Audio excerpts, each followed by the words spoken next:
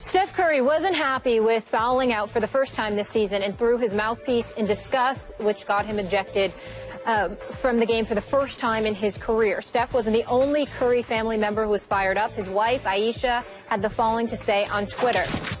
I've lost all respect. Sorry, this is absolutely rigged for money or ratings. I'm not sure which. I won't be silent. Just saw it live. Sorry. She quickly deleted that tweet, then went on to say this. Police racially profiled my father and told him to remove credentials and tried to arrest him. It's been a long night for me. I apologize. And of course, it was a long night because this is what she tweeted before the game. 10 minutes till game time, and the whole team's families are sitting here on a bus. They won't let us in yet. Interesting tactic, though. Again, and Curry and Steve Kerr each were fined $25K. Steph Curry, obviously. Stephen A., what is your reaction to all of this? Well, I have several reactions, several points. As it pertains to Ayesha Curry, Steph Curry's wife, beautiful young lady, promising future, but she stepped out of line. She stepped out of pocket. I'm not going to, I'm trying to sound as appropriate as I possibly can. You are the wife of Steph Curry. What you do is a reflection on him. What you do is a reflection on the organization he works for. You have to be mindful of that. You can't get caught up in your own individual emotions and having this zest to speak out to the point where it compromises your husband. That is not what you should be doing. And the fact that she did that, she was wrong. It came across as very classless. That's a highly incendiary remark to accuse the NBA Finals of being rigged because your husband got ejected from a game for the first time in his career. Nobody heard the word rigged when he won league MVP honors twice. Nobody heard the word rigged last year when he won the NBA Finals. But now that they've lost 2 straight and LeBron and the Cavs have been giving it to them, suddenly stuff is rigged. She's an adorable young lady with an incredibly promising future. I wish her nothing but love, respect, and happiness. But you can't do that. You just can't do that. And I'm quite sure somebody got to her, which is why she ultimately deleted the tweet. My other point that I would like to make, which will be deemed somewhat controversial, but I don't particularly give a damn, is that while I don't have any problem whatsoever with the lovely and beautiful Mrs. Curry, meaning Steph's mother and you know, Dell's wife, blowing kisses at the crowd and stuff like that. It's a little bit extra, but that's all right. That's all in the game. You know, you're being heckled. Everybody's going crazy. You're in enemy territory. That's your response. There's no problem with that. What is controversial about what I'm about to say, I will present in question form, rhetorical or otherwise. If that was Savannah, LeBron's wife, if that were Gloria, LeBron's mother, what would we be saying? LeBron James has a mom and has a wife, has kids, great guy, even greater ambassador of the game of basketball than Steph Curry because he's done it over the test of time. Wonderful, beautiful father. And I got news for you. As beautiful as everybody wants to say Ayesha Curry is, and she is, Savannah is something special. I'm here to tell you something right now. Ain't a man alive, particularly a black man, that's going to look at LeBron James' wife and not say that that woman ain't gorgeous. Well, she's wonderful inside and out. She sits there. She doesn't bring any attention to herself. She never tweets and goes out there and calls out the league and stuff like that. And nobody is more scrutinized than her husband. But yet, she thinks about how she represents him. And as a result, she doesn't do that. LeBron James and his wife Savannah can make a legitimate argument that they're the first family of the NBA. But Steph Curry and his family are the ones that get treated like that. I have no problem with it from the standpoint that they are wonderful. And I know that they're deserving of all the adulation that they get. But it does give me cause to pause.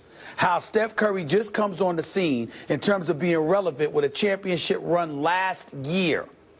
But LeBron James and his family have been in the spotlight since he entered this league. He got married years ago. Savannah is sensational. His kids are wonderful. You've seen him doing commercials with them and everything like that. This man has been the epitome of a modeled citizen and ambassador, to the point where the only thing LeBron James has ever gotten in trouble for was the decision to take his talents to South Beach in terms of how he handled it. That's it. In 13 years in his career. And his family has been as upstanding as they come. I'm talking about his wife and kids. But everybody veers towards Steph Curry. And they're ignoring this. If this were Savannah acting like this, do you know how much heat LeBron James may have taken? I just want people to think about that, and I'll leave it at that. Okay. I've been thinking about it as you speak, and you make some fascinating points, but I toss these points back at you. The reason Steph's family has been front and center in the spotlight is that he wants them to be out there in the spotlight. He obviously has encouraged it, and obviously Steph's father was a very good NBA player and a great shooter. So you have a connection where he's been in the spotlight. He's a commentator, is it radio and TV, I think, for obviously the Charlotte franchise. So he's still in the spotlight already, and Steph seems to have no problem with either his mom or his wife being interviewed. He seems to enjoy it. Good for him. On the other side of the coin is LeBron James. Remember the incident? Help me out, Stephen A. I'm just completely off the top of my head. 6, 8 years ago. Remember when LeBron got upset that his mother was making a fuss in the end zone seats? And he screamed at her. Yeah, he said, sit your, you know what, down. Remember that? Which was very disrespectful on his part, and you don't talk to your mama that way. But yes, the that's point true. was, he was telling her to do something that Steph doesn't tell his mama to do, right? Like, Steph is fine if she's going to blow kisses at fans, go back and forth. Steph's cool with that.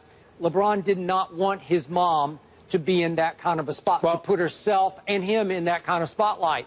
Just calm down, sit in your seat. You can applaud and cheer and all, but don't make a spectacle of yourself.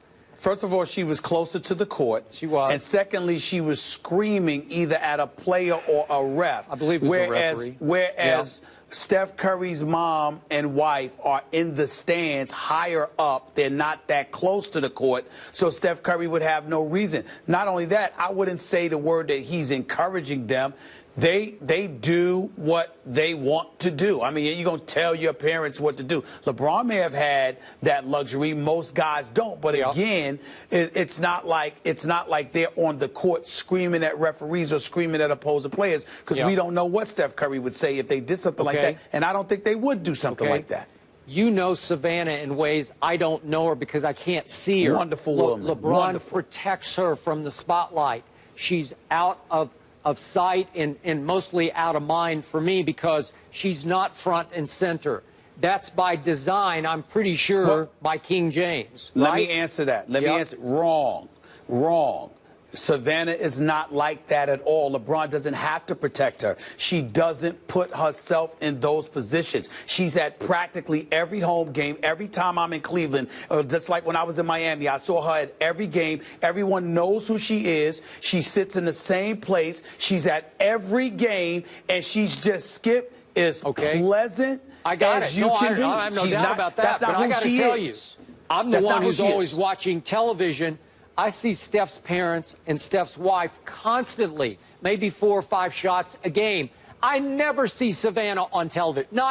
In this finals, I've not seen Savannah. That's where I'm going. I'm asking you, why is that? Because I'm telling you, she sits in the same location. When she was in Miami, she would sit, she would sit at seats near Gabrielle Union, who was there obviously supporting Dwayne Wade. Everybody knows where she is, but she's quiet, she's unassuming, she doesn't bother, she stays in her lane, she plays her position. She She is LeBron's wife, and anything that she says or does can fall back on him. Sure. She is protective of her man. Okay, but don't you think that's come from LeBron? That not that he's ordering, but he's made her aware you have to be careful. And meanwhile, well, doesn't have to. Well, okay, so she gets it. Skip, okay, Skip, I got a big mouth. My mother's one of the quietest people on the planet. She never brings, certain people are like that. Savannah doesn't want the attention. Right. Okay, last quick point. I want to defend Steph's wife here because she was standing by her man, and I appreciate that. And I get what you're saying. You have to be careful. We see so many Twitter victims, and maybe in this case she was, because you can't let your emotions run amok. It's what Coach Herman Edwards always, don't hit send. Think twice before you hit send. She had just gone through what she called a tactic, and it may have been the whole traveling party. All the family got stuck on a bus. It's possible because Jay-Z and Beyonce were ahead of them, and it sort of stalled the entrance into the back of the arena. But the point is, I think they were a little late for tip-off. I think you told me they were right on time, but I think she indicated they missed a little bit of the first of the game. And she called it a possible tactic on the part of the Cavaliers just to mess with their minds. I don't know. I don't have any idea. But she's emotional and over-emotional already. And then, go ahead.